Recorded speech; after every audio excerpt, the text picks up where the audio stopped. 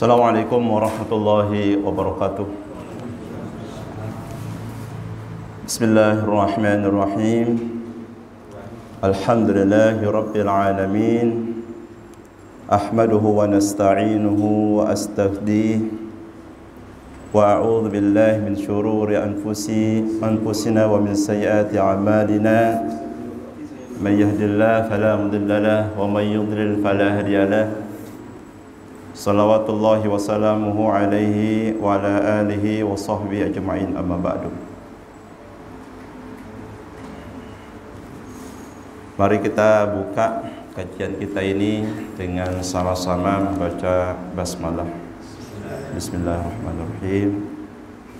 Dengan memohon kepada Allah Subhanahu wa taala, mudah-mudahan Allah berkahi kajian kita ini, Allah limpahkan rahmat kepada kita sekalian dan seluruh kaum muslimin dapatkan maghfirah, ampunan dari Allah Subhanahu wa taala. Mudah-mudahan ilmu yang kita dapatkan ini bermanfaat untuk kita di dunia maupun di akhirat.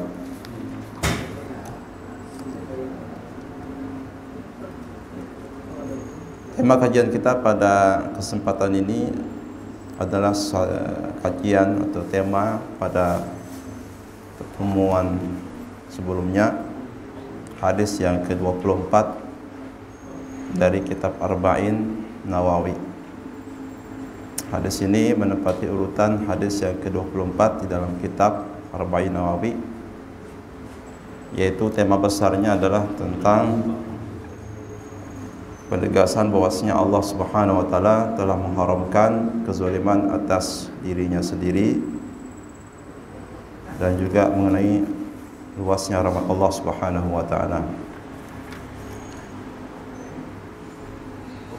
Dari Abu Dzar radhiyallahu anhu, Nabi Dzar Al-Ghifari radhiyallahu taala anhu, dari Abu Dzar Al-Ghifari radhiyallahu taala anhu, Nabi sallallahu alaihi wasallam, dari Nabi sallallahu alaihi wasallam, fima yarwih an rabbih, sebagaimana yang beliau riwayatkan dari Rabbnya Allah Subhanahu wa taala, annahu qala, bahwasanya dia berfirman, ya ibadi, wahai hamba-hambaku, inni haramtu dzulma ala nafsi, sesungguhnya aku telah mengharamkan kezaliman itu atas diriku sendiri, wa ja'altuhu bainakum muharraman fala tadzalamu, dan aku telah menjadikannya di antara sesama kalian sebagai sesuatu yang diharamkan, maka janganlah kalian saling menzalimi. Di awal hadis ini Rasulullah SAW menyampaikan firman Allah dalam hadis qudsi. Hadis qudsi itu bedanya dengan hadis nabawi atau hadis Nabi itu. Kalau hadis Nabi itu lafaz dan maknanya dari Rasulullah SAW, redaksi kalimat kata itu dari beliau serta maknanya. Adapun hadis qudsi, yaitu lafaznya dari Rasulullah, adapun maknanya dari Allah Subhanahu wa taala. Redaksinya dari Rasulullah SAW, adapun makna yang sampai kepada beliau dari Allah Subhanahu wa taala. Meskipun merupakan firman Allah, tetapi tidak dibaca dalam ibadah seperti sholat. Berbeda dengan firman Allah yang kita baca dalam sholat kita, itu redaksinya, kalimatnya, lafaznya dari Allah Ta'ala. Demikian pula dengan maknanya, Al-Quran Karim, dan juga diturunkan melalui malaikat Jibril. Al-Quran diturunkan melalui malaikat Jibril, lafaz dan maknanya dari Allah Subhanahu wa taala. Sama-sama firman Allah. Yang membedakan yang hadis qudsi, ia langsung disampaikan kepada Rasulullah sallallahu alaihi wasallam, tetapi maknanya dari Allah, lafaznya dari Rasulullah sallallahu alaihi wasallam, dan juga tidak dibaca di dalam ibadah salat kita. Di awal hadis qudsi ini Allah menegaskan bahwasanya Allah telah mengharamkan perbuatan zalim atas dirinya sendiri, dan Allah Subhanahu wa taala juga telah mengharamkan perbuatan zalim tersebut kepada sesama manusia. Jadi Allah Subhanahu wa taala tidak mungkin berbuat zalim dan sangat jauh dari sifat menzolimi hambanya. Berbeda dengan manusia, makhluk yang diciptakan tidak luput daripada perbuatan dosa. Di antaranya manusia berbuat dosa dalam bentuk kezaliman kepada manusia lainnya. Tapi kalau Allah Subhanahu wa taala itu sifatnya tuh suci, maha suci. Sehingga kita sebagai manusia ketika mendapati kesulitan yang kita dapati itu bukan Allah menghendaki untuk menzalimi kita. Ya. Kadang-kadang manusia itu langsung suudzon kepada Allah. Misalkan dia bilang Allah ini zalim. Ya, itu prasangka yang sangat buruk ya manusia kepada Allah Subhanahu wa taala. Apa saja langsung dia sandarkan ujian, kesulitan, kesusahan, hempitan hidup yang dia hadapi itu kepada Allah. Sandaran seperti ini adalah bentuk buruk sangka manusia kepada Allah Subhanahu wa taala. Maka yang mesti dipahami bahwa ujian atau kesulitan, kesusahan, problem, masalah apa saja yang menghimpit hidup manusia itu tidak lepas dari akibat perbuatan manusia itu sendiri. Jadi Allah tidak pernah menzalimi hambanya. Ya, Allah Subhanahu wa taala tidak pernah mempersulit urusan hambanya. Ya. Allah Subhanahu wa taala menjadikan hidup manusia itu sebagai ujian. Ya. Hidup ini Allah Subhanahu wa taala jadikan sebagai ujian. Nah, tentunya yang namanya hidup itu tidak lepas daripada ujian. Alladzi khalaqal mauta wal hayata liyabluwakum. Bahwa kematian dan kehidupan yang Allah ciptakan itu dijadikan sebagai ujian. Jadi hidup ini penuh dengan ujian. Maka yang terpenting itu manusia ketika mendapatkan atau menghadapi suatu ujian itu berprasangka baik kepada Allah. Justru ketika berprasangka baik kepada Allah Subhanahu wa taala, Allah Subhanahu wa taala akan baik. Misalnya firman Allah dalam hadis qudsi yang lain, ana inda dhanni abdi bi. Saya itu sesuai dengan prasangka hambaku kepadaku. Jadi kalau kita berprasangka baik kepada Allah, maka yang akan kita tuai, yang akan kita lihat adalah kebaikan. Tapi kalau berprasangka buruk kepada Allah, maka yang akan kita dapatkan juga keburukan. Maka dari hadis ini kita mendapatkan satu kesimpulan, Allah Subhanahu wa taala itu maha suci dari perbuatan zalim. Dan Allah telah mengharamkan perbuatan zalim kepada sesama hambanya. Dalam masalah hak, kita tidak boleh mengambil hak yang bukan milik kita. Menzalimi hak pedagang atau seorang pedagang menzalimi hak pembeli. Maka serupiah pun kezaliman yang dilakukan seseorang akan dituntut nanti di hari kiamat. Hak yang kita ambil tanpa benar, tanpa alasan yang dibenarkan, itu akan dituntut oleh korbannya, oleh yang dizalimi kelak di hari kiamat. Ya. Jadi tidak ada satupun kezaliman manusia kepada yang lainnya kecuali akan menjadi tuntutan kelak pada hari kiamat. Demikian pula misalnya dalam masalah peradilan, ya, dalam masalah peradilan, maka orang yang terdakwa dalam satu pengadilan, dalam satu perkara kasus, dia itu tidak boleh memohon kepada Allah supaya dimenangkan atas kasusnya, atas pelaku atau atas dakwaannya.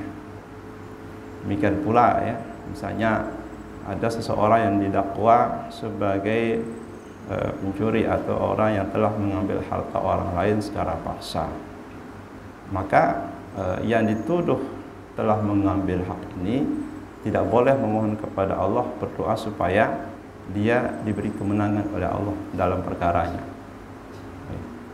Jadi begitu luar biasanya, maka dikembalikan kepada hukum, ya, hukum peradilan dalam agama Islam. Dan ini terjadi ya di masa Umar bin Khattab radhiyallahu anhu, bahwasanya ada seorang Yahudi yang digusur. Orang Yahudi ini digusur tempat tinggalnya karena ingin memperluas masjid.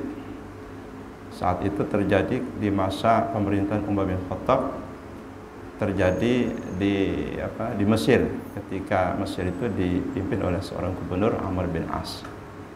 Yahudi ini karena nggak mau, dia pun mengadukan. Dia tidak menerima rumahnya digusur secara paksa, diadukan kepada Umar bin Khattab, dan Umar bin Khattab memutuskan untuk mengembalikan, tidak boleh menggusur sembarangan meskipun untuk kemaslahatan kaum muslimin. Jadi luar biasa ini, agama Islam ini tidak memandang siapapun. Siapapun kalau memang itu merupakan haknya, tidak boleh dizolimi oleh siapapun. Bahkan ketika dizolimi oleh orang muslim, maka orang muslim itu mesti dihukum atas perbuatan zolimnya kepada non muslim. Jadi begitu luar biasanya masalah kezaliman ini, sehingga Nabi katakan, ittaqul zulma fa inna zulma dzulmatun yaumil qiyamah. Takutlah kamu kepada kezaliman, jangan berbuat zalim. Takutlah kalian kepada perbuatan zalim, karena kezaliman itu akan menjadi kegelapan bagi pelakunya di hari kiamat. Jadi kezaliman yang dilakukan oleh manusia di dunia ini akan menjadi penyesalan kelak di hari kiamat. Selanjutnya Allah Subhanahu wa taala menegaskan tentang nikmat Allah Subhanahu wa taala yang begitu luar biasa kepada manusia, sekaligus menegaskan bahwasanya kita ini betapa mahal lemah. Kita ini sangat lemah, sangat membutuhkan pertolongan Allah Subhanahu wa taala. Ya, sehingga tidak ada seorang pun di antara manusia yang terlepas dari pertolongan Allah, rahmat Allah Subhanahu wa taala. Ya. Kullukum dhalun illa man hadaituhu fastahduni ahdikum. Semua kalian itu sesat. Semua kalian adalah sesat, kecuali orang yang telah aku berikan petunjuk, maka mohonlah petunjuk kepadaku, maka aku pasti berikanmu petunjuk. Wahai hambaku, semua kalian itu lapar, kecuali orang telah aku berikan makanan, maka mohonlah makanan kepadaku. Wahai hambaku, semua kalian itu telanjang, kecuali orang telah aku berikan pakaian, maka mohonlah pakaian kepadaku, niscaya aku berikan pakaian kepadamu. Setiap kalian sesat. Jadi manusia itu kita tidak akan bisa beramal soleh, beribadah, tidak bisa beriman kalau tanpa kehendak Allah. Jadi iman yang Allah berikan saat ini kepada kita, amal soleh yang Allah mudahkan saat ini kepada kita untuk kita lakukan, itu semata-mata dari rahmat Allah, karena rahmat Allah. Ya. Maka karena semuanya berasal dari rahmat Allah Subhanahu wa taala, dan Allah Subhanahu wa taala berikan hidayah kepada orang yang Dia kehendaki, itu kita tidak boleh mencela seseorang hanya karena dia kemudian berbuat hal yang sebaliknya. Karena hidayah itu Allah berikan kepada siapa saja. Ya. Karena boleh jadi kemudian pada saat kita mencela, kita ada perasaan masuk bahwasanya kita bisa beramal soleh itu, bisa beribadah itu karena kekuatan kita, bukan karena kehendak Allah, izin Allah, rahmat Allah. Seakan-akan kita merasa bahwasanya kita ini bisa beramal soleh, bisa beribadah, bisa seperti sekarang ini karena kekuatan kita, karena daya kita, tidak sama sekali. Ya. Situ muncullah perasaan ujub. Jadi syaitan itu begitu halusnya godaan jebakan syaitan, dia akan memunculkan sesuatu yang bisa merusak ibadah, yaitu berupa sifat ujub. Merasa bangga dengan amal ibadah, merasa bangga dengan berbuat amal ibadah, amal soleh, dan menganggap orang lain kemudian dengan mata sebelah, ya, dengan remeh. Nah, ini menunjukkan bahwasanya Allah Subhanahu wa taala itu memberikan hidayah kepada siapapun yang Dia kehendaki. Meski kepada orang yang kita tidak kehendaki hidayah, Allah berikan hidayah. Atau justru Allah tidak berikan hidayah kepada orang yang justru kita sangat menghendaki dia mendapatkan hidayah. Maka setiap manusia itu, kata Allah SWT, sesat. Artinya setiap manusia, setiap kita itu membutuhkan rahmat Allah, hidayah Allah Subhanahu wa taala. Hidayah berupa iman, hidayah berupa amal soleh, hidayah berupa kebaikan, agama dan lain sebagainya. Dan setiap kita itu lapar. Artinya adalah manusia itu betul-betul butuh kepada Allah. Rezeki butuh kepada Allah Subhanahu wa taala. Tidak ada manusia yang bisa melepaskan dirinya dari rezekinya Allah Subhanahu wa taala. Ya. Bahwasanya ia memberikan kita rezeki itu Allah. Nah, dalam artinya ini maknanya sangat halus, sangat dalam ya. Bukan yang memberikan kita rezeki itu tempat kita bekerja, atau bukan yang memberikan kita rezeki itu adalah bos atasan kita ya. Mesti kita menempati dengan tempat yang tepat ya. Bahwa itu adalah sarana, bahwa itu adalah bukan sebab rezeki itu datang kepada kita karena perintah dari bos. Tapi enggak, itu adalah sarana, salah satu cara Allah berikan rezeki kepada kita lewat bekerja ya. Nah, artinya jangan takut rezeki itu enggak datang kepada kita. Wong makhluk yang lain saja Allah Subhanahu wa taala berikan rezeki ya. Hewan Allah berikan rezeki dan mereka tidak pernah takutan tidak dapat rezeki, tidak pernah sekolah katakanlah seperti itu, tapi rezekinya selalu datang ya. Selalu datang. Yang di hutan-hutan itu rezekinya selalu datang, padahal nggak pernah sekolah 1, S2, S3 apalagi. Jadi tidak pernah takut, dia stres nih masalah rezeki itu. Nah, manusia itu kemudian mengalami tekanan dan kekhawatiran akan rezekinya, masa depan anak-anak yang sangat luar biasa, sehingga dia mempersiapkan dengan pendidikan atau dengan segala upaya, dengan segala daya, karena kekhawatirannya akan rezekinya, masa depannya, masa depan keluarga dan anak-anaknya. Tidak yakin dengan Allah Subhanahu wa taala yang Maha memberikan rezeki ya. Jadi mesti kita betul-betul memurnikan keyakinan bahwasanya rezeki yang datang kepada kita itu dari Allah. Yang lain itu hanya sebagai wasilah, sebagai perantara. Bahwasanya rezeki ini datang lewat perantara seperti ini ya. Makanya pernah satu terjadi dialog antara Imam Syafi'i dengan Imam Malik ya. Imam Malik mengatakan rezeki itu dari Allah ya, maksudnya tidak perlu diupayakan ya, tidak perlu diusahakan, rezeki itu akan datang dengan sendirinya. Kata Imam Syafi'i, ya rezeki itu harus diupayakan, harus diikhtiarkan ya. Maka kemudian karena berbeda antara guru dengan murid, Imam Syafi'i ingin membuktikan perkataannya bahwasanya rezeki itu harus diikhtiarkan. Dia pun keluar kemudian jalan, dia membantu seseorang untuk menyeberangi jalan.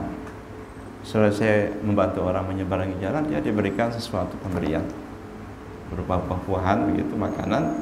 Lalu dia mengatakan, saya akan buktikan kepada guru bahwasanya rezeki ini mesti diupayakan. Kalau saya diam di majelis guru saya, maka saya tidak mendapatkan bantu rezeki ini.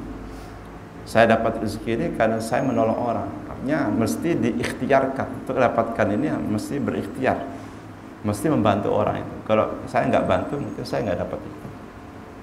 Imam Malik kemudian dia datang dengan senang hati ingin membuktikan bahwasanya apa yang diyakini rezeki itu mesti diikhtiarkan itu terbukti. Ketika Imam Malik sedang duduk, dia sampaikan, nih guru, saya dapat ini sebagaimana yang saya sampaikan bahwasanya mesti diikhtiarkan. Saya bantu orang, saya dapat ini seperti ini.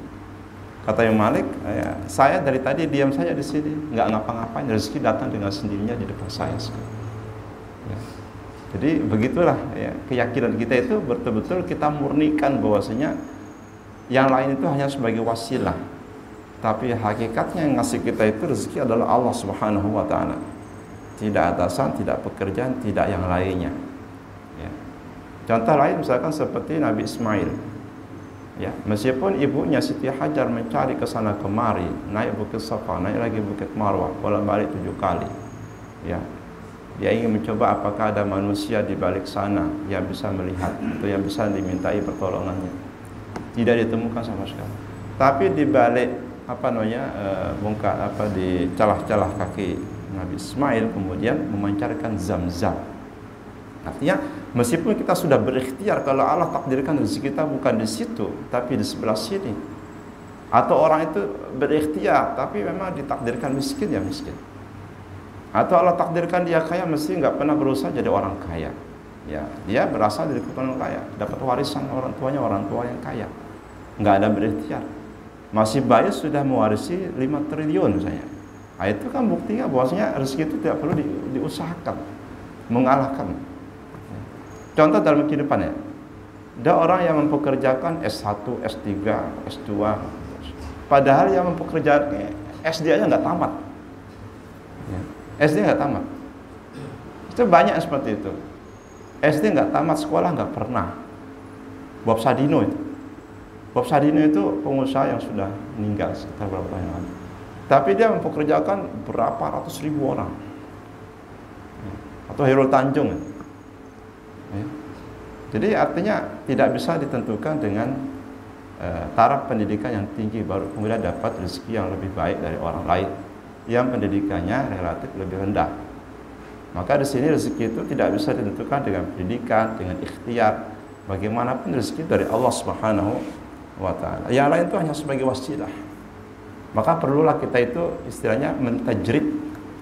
Tajrid itu artinya adalah memurnikan keyakinan kita bahwasanya yang mendatangkan rezeki itu bukan siapa-siapa. Ya, bukan siapa-siapa tapi Allah Subhanahu wa taala. Yang lain itu hanya sebagai wasilah. Tanpa wasilah pun Allah bisa gitu. Cuma hanya sebagai pendekatan supaya manusia itu memahami dan supaya umat Islam tidak malas untuk bekerja. Maka mesti mereka menjalani sunatullah. Ya, supaya nggak malas itu aja sebenarnya intinya. Umat Islam itu diadakan, diciptakan sebagai khairah ummah supaya nggak malas. Ya. Setiap kalian itu telanjang kecuali yang telah aku berikan pakaian. Jadi setiap kita ini punya aib. Pakaian kita ini menutupi kekurangan kita. Ya, mungkin ada yang bisulnya, mungkin secara fisik. Maksudnya itu adalah ya, pakaian itu adalah ibarat yang menutupi aib kekurangan kita sebagai manusia. Kalau Allah membongkar aib kita ini sangat gampang, siapa hakikat diri kita ini. Maka yang paling dekat manusia yang tahu aib kita itu adalah istri kita. Sahabat kita yang paling dekat itu adalah istri kita. Sahabat yang paling ikhlas dalam kehidupan dunia ini adalah istri kita. Sahabat yang lain tuh mungkin persahabatannya bisa dusta, bisa nggak ikhlas, tapi betul-betul kelahi pagi nggak sampai setengah jam damai lagi. Itu istri. Coba kalau yang lain bisa 1 tahun tuh nggak sapaan. Mana ada yang seperti itu? Istri itu sahabat yang paling dekat dengan kita. Ya. Hanya luar biasa ini. Yang paling tahu aib dan kekurangan kita. Makanya Allah katakan, "Hunna libasul lakum wa antum libasul lahum." Ya. Pakaian itu dijadikan sebagai penutup, istri itu dijadikan sebagai penutup aib kita. Mereka itu adalah pakaian buat kalian dan kalian itu adalah pakaian buat kalian. Ya, buat istri-istri kalian. Jadi saling melengkapi, saling menutupi kekurangan. Ya. Jadi betapa Allah Subhanahu wa taala itu Maha Rahmat sehingga menutupi aib kita. Seandainya kekurangan kita itu bisa disaksikan dengan mata telanjang, mungkin nggak ada yang mau duduk sama kita di samping kita. Ada orang-orang dihormati sedemikian rupa, bukan karena dia itu orang suci, karena tidak ada manusia yang suci dari dosa dan aib serta kekurangan. Ya. Andaikan ada manusia yang suci, maka yang suci itu Nabi Adam. Nabi Adam itu dosanya cuma 1 kali, kesalahannya 1 kali. Nggak ada lagi kesalahannya. 1 kali berbuat salah, tapi nangisnya itu ratusan tahun, menangisi penyesalannya. Penyesalannya itu ratusan tahun, menyesal, taubat. Oh, kalau kita ini dibalik, ya, puluhan kali berbuat salah, nangisnya belum tentu 1 kali. Dalam setahun kita berapa berbuat salah? Nggak usah setahun, mungkin terlalu sulit untuk menghitungnya. 1 hari lah, atau 1 jam gitu. Mungkin dalam 1 jam tuh, ya, kita nggak lepas memikirkan orang, ya, mikirin orang, atau menyebut nama orang, atau negatif, apalah. Gimana kalau misalkan 2 jam? Bagaimana kalau 24 jam? Karena kita ini memang tidak bisa lepas daripada kekurangan dan aib. Maka Allah Subhanahu wa taala itu minta kepada kita untuk meminta pakaian agar menutupi aib kita. Maka Nabi Adam itu adalah ada manusia yang paling suci, beliau adalah manusia yang paling suci. Satu kali kesalahan tapi beliau balas dengan taubat ratusan tahun, bahkan ribuan tahun. Taubatnya penyesalan yang sangat luar biasa. Maka artinya manusia itu dikatakan taubatan nasuha itu apabila dia memenuhi unsur nangis, menangisi, menangisi dosanya, menyesali. Ya, jadi tangisan di dunia ini akan lebih bermanfaat. Dia bermanfaat. Tapi tangisan di akhirat nanti tidak akan bermanfaat meskipun nangis darah. Ya. Amalan kecil di dunia ini bermanfaat. Amalan kecil membuahkan pahala. Kita ngasih makan sama kucing itu luar biasa. Ya. Ngasih makan. Karena Nabi katakan fi kulli kabidin rutbatin ajrun.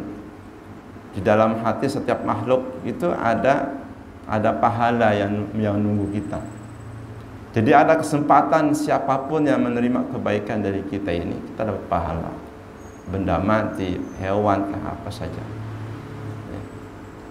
Tapi kalau di hari kiamat nanti, ya, sebesar apapun kebaikan, keinginan kita untuk menyedekahkan, untuk menginfakkan, itu sudah tidak lagi berguna. Ya. Di dunia ini kita berbuat baik, Allah terima. Di akhirat nanti tidak akan diterima meskipun kita mau menginfakkan dunia dengan seluruh isinya. Maka disebutkan di Al-Quran itu orang kafir itu supaya ingin dijauhkan atau ingin diselamatkan dari neraka, dan mereka ingin menebus dirinya itu dari sisa neraka dengan dunia 10 kali lipat dunia dengan segala isi-isinya. Ma tuqbila minhum, tapi tidak ada yang diterima satupun. Artinya apa? Mumpung sebelum tiba hari di mana kebaikan sebesar dunia ini tidak diterima, maka sekarang ini walaupun setetes air Allah akan terima. Demikian pula dengan penyesalan. Kemudian, wahai hamba-hambaku, innakum tukhti'una bil-laili wan-nahar wa ana aghfiru dzunuba jami'a fastaghfiruni aghfir lakum. Ini tentang diri kita yang tabiatnya sebagai hamba yang selalu berbuat dosa dan salah siang malam. Sedangkan Allah itu Maha mengampuni seluruh dosa dan merintahkan kepada kita untuk mohon ampun kepada Allah. Jadi tidak ada satupun manusia yang terbebas dari dosa. Setiap kita itu punya catatan masing-masing, ya, punya catatan dosa, ya, diketahui atau tidak, disadari ataupun tidak, kecil atau besar. Apa saja itu bisa berpotensi memunculkan dosa. Telinga, mata, hidung, mulut, lisan, kaki, tangan, hati, pikiran, otak, semuanya itu bisa. Ya. Dan itu terjadi siang malam.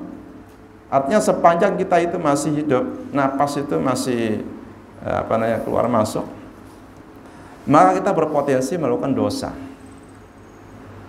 Dan meskipun kita itu siang malam berbuat dosa, entah itu dosa besar atau dosa yang sangat banyak, jangan pernah berputus asa untuk mendapatkan rahmat Allah berupa ampunan.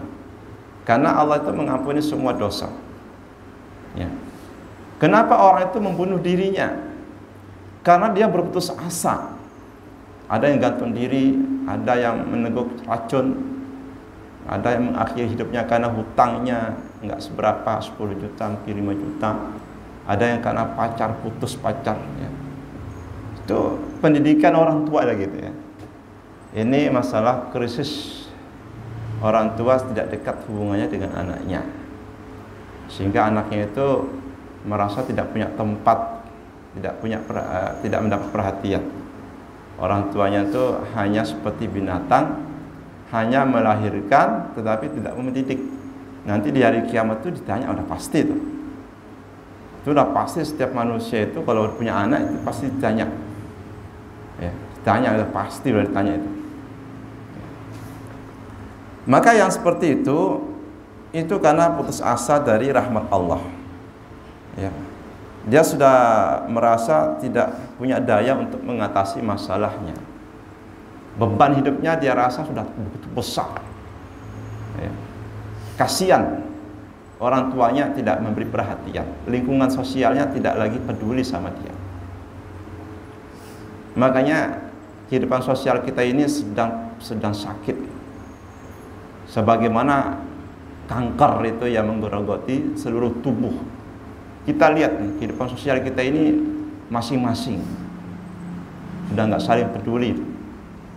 Ya. Itu sangat mengerikan, lebih ngeri daripada penyakit fisik. Ya. Ngeri sekali, insya Allah. Ya. Maka orang-orang yang berputus asa dengan cara-cara yang diharamkan mengakhiri hidupnya, itu adalah orang-orang yang betul-betul berputus asa dengan Allah. Sedangkan Allah itu maha luas rahmatnya, ya, maha luas. Cuman karena tidak ada yang ngasih petunjuk kepada orang itu akhirnya tidak punya cara lain kecuali lewat jalan pintas. Dia menganggap satu-satunya cara untuk menyelesaikan masalah dengan cara seperti itu. Padahal banyak sekali. Coba kalau hal itu mungkin terjadi, nah itu menunjukkan betapa kurangnya pendidikan orang tua untuk anak-anaknya. Pendidikan agama, tidak memperhatikan bagaimana lingkungan yang mesti dihadirkan untuk anaknya. Bagaimana anak, karena apa? Dalam setiap umur anak itu ada tahapan-tahapan. Umur sekian sampai sekian tahapan pendidikan yang cocok itu apa? Nanti umur sekian tahapan kedua sampai umur sekian apa yang ditanamkan. Begitu seterusnya. Ya, ini orang tua dari pagi sampai malam ninggalin anak-anak cari kerja. Takut dengan nggak bisa makan. Wah, maunya saya nggak pernah takut.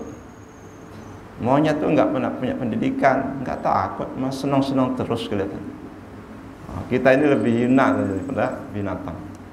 Ini jadi pelajaran bahwasanya Allah tuh seakan-akan menunjukkan kepada kita ini loh, makhluk saya itu berupa monyet-monyet itu nggak pernah takut, tapi kalian tuh yang saya kasih otak kok takut dengan rezeki.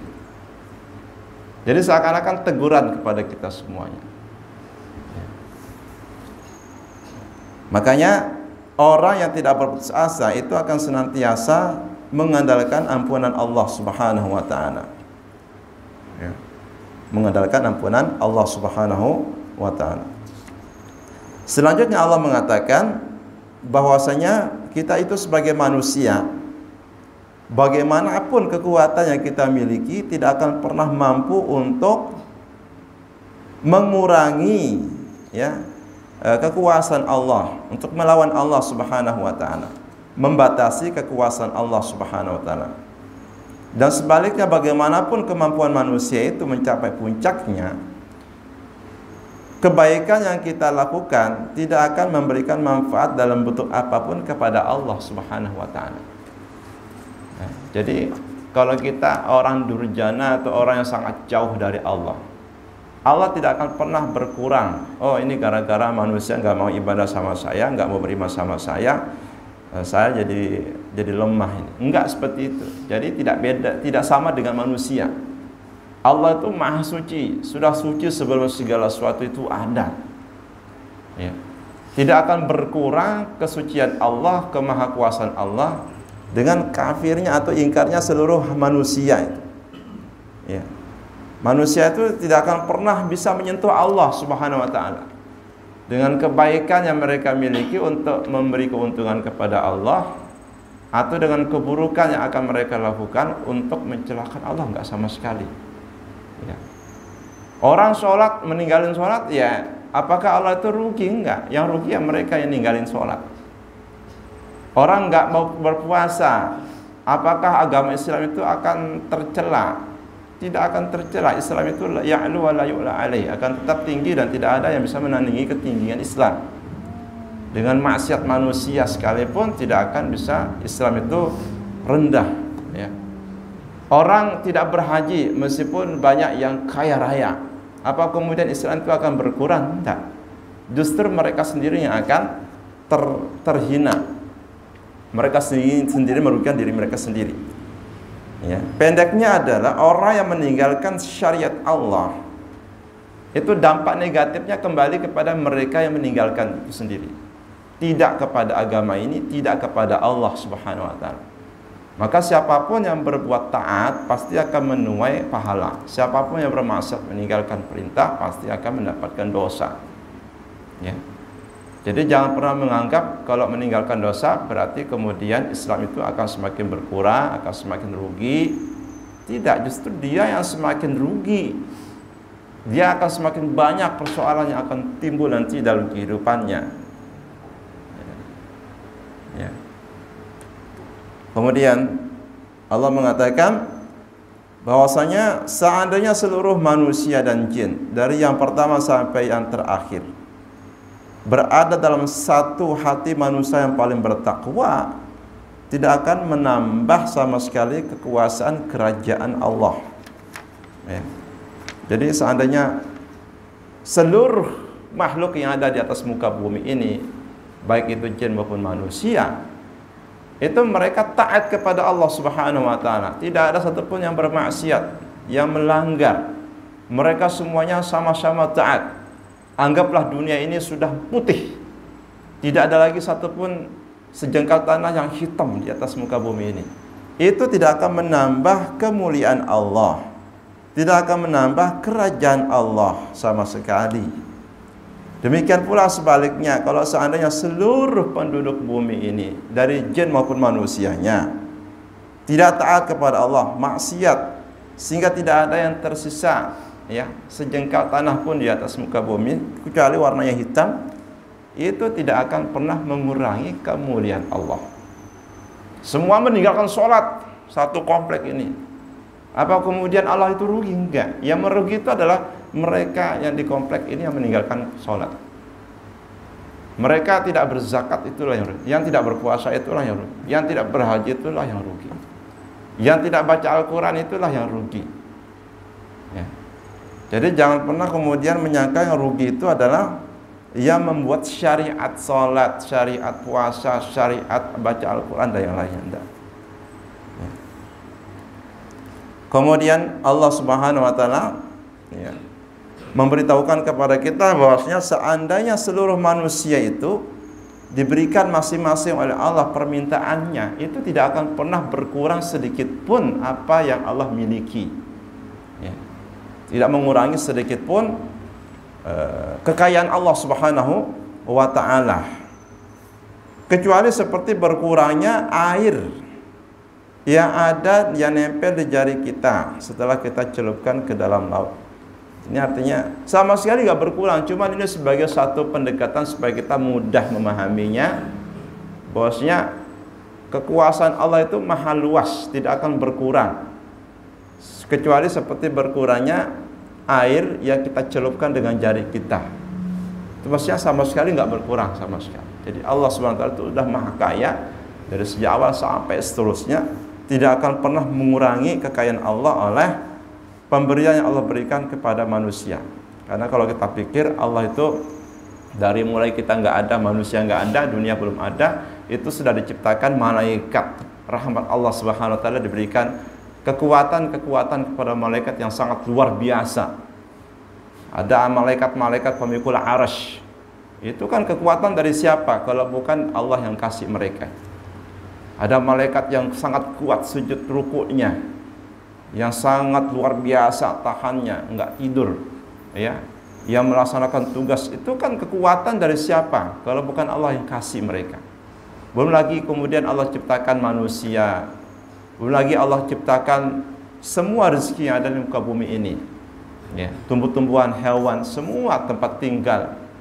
Itu dari dulu sampai sekarang. Apa kemudian Allah kehabisan?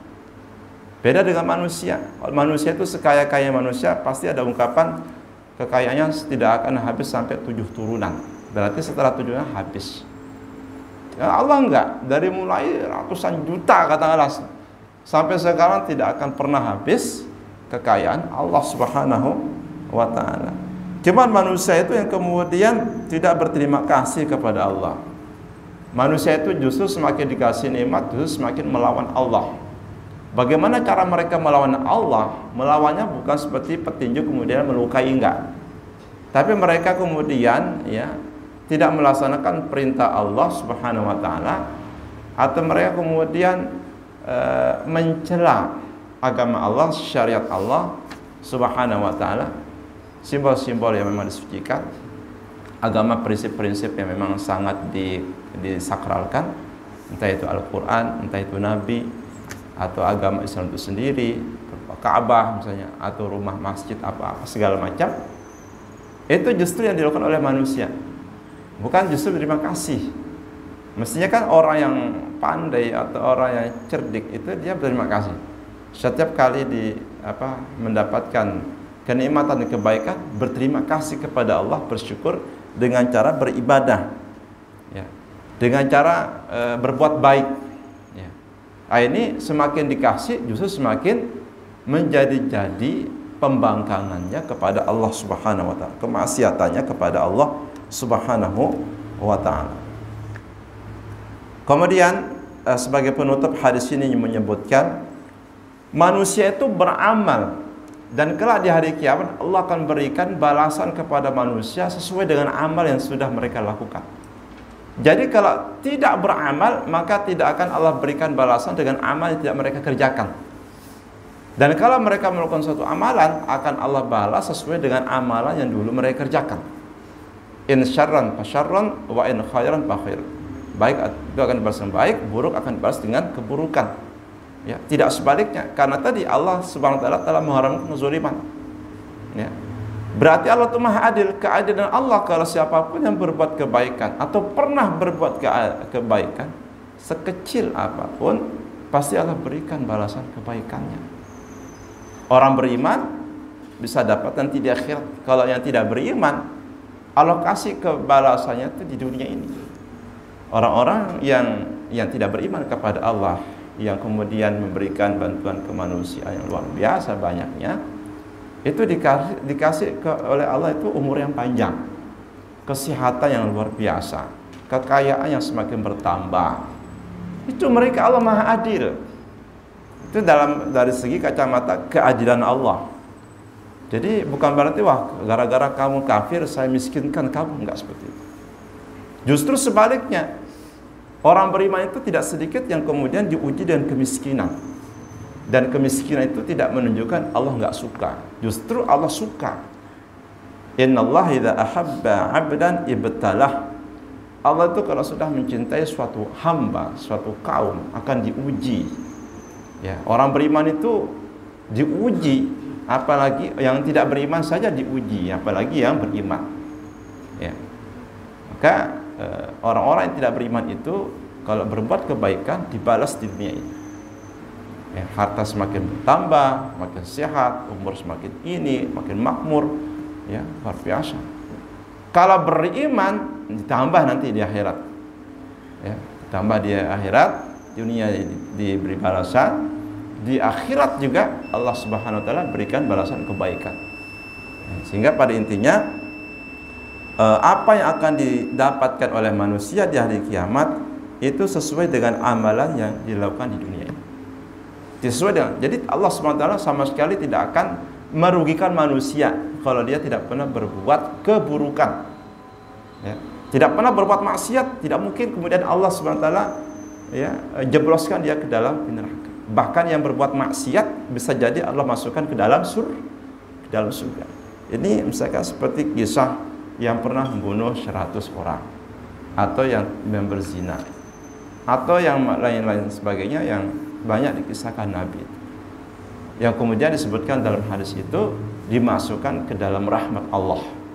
Ini menunjukkan bahwa berarti sebaliknya, ya, tidak setiap yang berbuat maksiat lantas Allah kemudian balas dengan dosa atau balas dengan neraka.